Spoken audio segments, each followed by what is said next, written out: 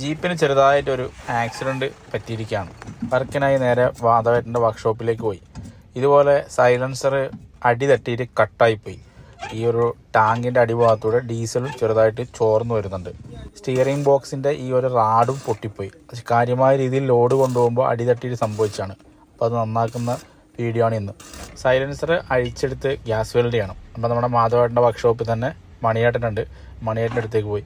മണിയേട്ടൻ ആദ്യം തന്നെ ജാക്കി വെച്ച് വാഹനം പൊക്കിയ ശേഷം എല്ലാം വീലും കാര്യങ്ങളൊക്കെ അഴിച്ചെടുക്കാണ്.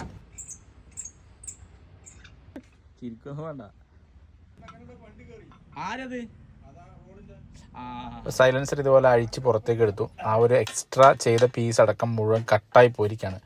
ഇനിയിപ്പോൾ അത് തട്ടി ലെവലാക്കി കട്ടായി പോയ ഭാഗത്ത് ജോയിൻ്റ് ചെയ്ത് വെൽഡ് ചെയ്യുന്നതാണ് മണിയണ്ണൻ്റെ അടുത്ത പ്രൊജക്റ്റ്. അപ്പോൾ അതിൻ്റെ ഭാഗമായിട്ട് എല്ലാം തട്ടി ലെവലാക്കി. ഓപ്പോസിറ്റ് സൈഡിൽ കട്ടായി പോയ ഏരിയയും കൂടി അതിൻ്റെ ആ ഒരു റൗണ്ട് ഷേപ്പ് മെയിൻറ്റെയിൻ ചെയ്യുന്ന രീതിയിൽ ഗ്യാസ് വെൽഡിൽ ഹീറ്റാക്കി റെഡിയാക്കി. ശേഷം 2 ജോയിൻറ്റുകൾ തമ്മിൽ കണക്ട് ചെയ്ത് വെൽഡ് ചെയ്തുകൊണ്ടിരിക്കുകയാണ്.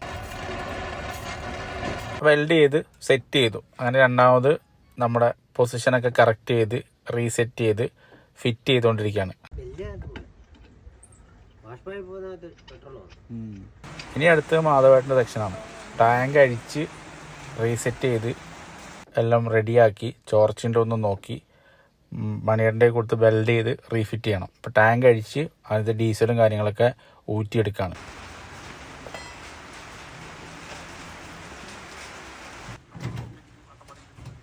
അങ്ങനെ ടാങ്ക് അഴിച്ച് പുറത്തെടുത്ത് കാപ്പിൽ വെച്ച് വാഷ് ചെയ്ത് സെറ്റാക്കി. മണിയണ്ണൻ്റെ അടുത്ത് കൊണ്ടുപോയിട്ടേ ആ ഒരു ഓയിൽ ലീക്കുള്ള ഭാഗം കണ്ടുപിടിച്ച് ഹീറ്റ് ചെയ്ത് അത് അടി തട്ടി ബെൻഡായിട്ടുണ്ടായിരുന്നു. അത് ലെവൽ ചെയ്ത് റെഡിയാക്കി.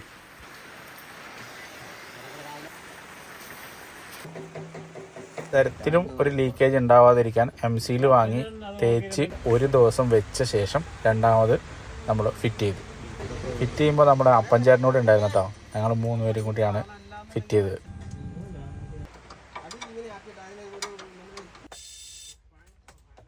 അടുത്തത് സ്റ്റിയറിംഗ് ബോക്സിൻ്റെ റാഡാണ്. അതും കട്ടായ ഭാഗം വെൽഡ് ചെയ്തു.